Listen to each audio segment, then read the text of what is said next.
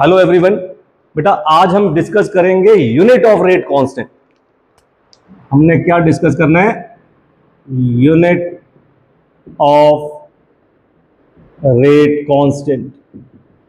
और rate constant का symbol क्या है कि आपको पता है कि जो के की यूनिट होती है वो डिपेंड करती है ऑर्डर ऑफ रिएक्शन पे। ठीक है, तो पहले हम क्या करें, रेट लॉ पे चलते हैं। और रेट लॉ हमें क्या बताता था कि R इज इक्वल टू के, ए की पावर अल्फा, बी की पावर बीटा। यहीं से हम यूनिट्स के अंदर एंटर होते हैं। देखो अब जो रेट होता है, जो ये आर है, जो ये रेट है, इसे मैं क्या बोल सकता हूं कि ये कहां से आएगा? Change in concentration. और उस चेंज होने में कितना टाइम लगा, रेट का यही मतलब था। इस तरफ क्या बचा के, ये जो स्क्वायर ब्रैकेट है, स्क्वायर ब्रैकेट है, ये क्या रिप्रेजेंट कर रही है? कंसंट्रेशन ऑफ ए।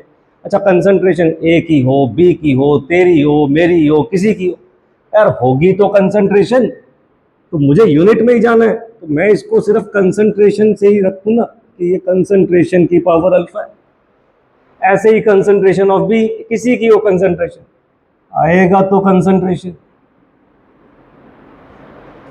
चलिए ऐसे यहां समझो, चेंज इन कंसंट्रेशन, चेंज हो रहा है, बढ़ रहा है, कम हो रहा है, हमें क्या मतलब? ये न्यूमरेटर सॉल्व करने के बाद देगा तो कंसंट्रेशन, और टाइम मतलब सेकेंड्स। आरएचएस में क्या बना? के। मैथ्स में चलो, सेम बेस पावर्स एडेड, तो कंसंट्रेशन की पावर क्या हो गया? Alpha plus beta. ये अल्फा प्लस बीटा क्या होता है? अल्फा प्लस बीटा को बोलते हैं ऑर्डर। अल्फा प्लस बीटा को बोलते हैं ऑर्डर। तो ये क्या बना? Concentration upon seconds is equal to k concentration raise to the power n. Order of reaction का सिंबल था एन। अब देखो क्या करना है, के को वहीं पड़ा रहने दो और ये वाली टर्म इधर ले आओ नीचे। तो क्या बनेगा? के किसके बराबर हो जाएगा? कंसंट्रेशन न्यूमरेटर में, डिनोमिनेटर में कौन चला गया? कंसंट्रेशन की पावर एन, और ऑलरेडी वहां क्या पड़ा है? सेकेंड। नाउ सेम बेस, नीचे वाली पावर ऊपर जाके माइनस हो जाएगी, तो के क्या बन गया? Concentration raise to the power 1 minus n upon second. देखो एक डेरिवेशन है छोटी सी ये, और कुछ नहीं करना अगर आपने इस फॉर्मूले को रट लो। चलो मान लो हमने ये फॉर्मूला डिराइव करना भी कर लिया, सीख लिया, और जिनको नहीं आया डिराइव करना, नहीं कर पा रहे, इसको रट लिया। और अब चलते हैं कि क्वेश्चन कैसे बनेगा। क्वेश्चन आया कि यूनिट बताइए, यूनिट ऑफ के first part for zero order reaction. अच्छा, ऑर्डर जीरो, ऑर्डर जीरो का मतलब एन कितना हो गया?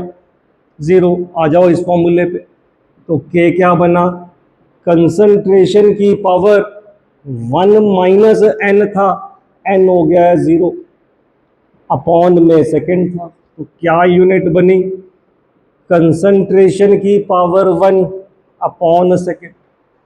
10th से पढ़ रहे हो यार, कंसंट्रेशन क्या होता है? कंसंट्रेशन होता है मोल लीटर माइनस 1, उसकी पावर 1, तो कोई फर्क नहीं पड़ा, और सेकेंड ऊपर गया तो सेकेंड इनवर्स। तो ये आ गई जी के की यूनिट कौन से ऑर्डर के लिए?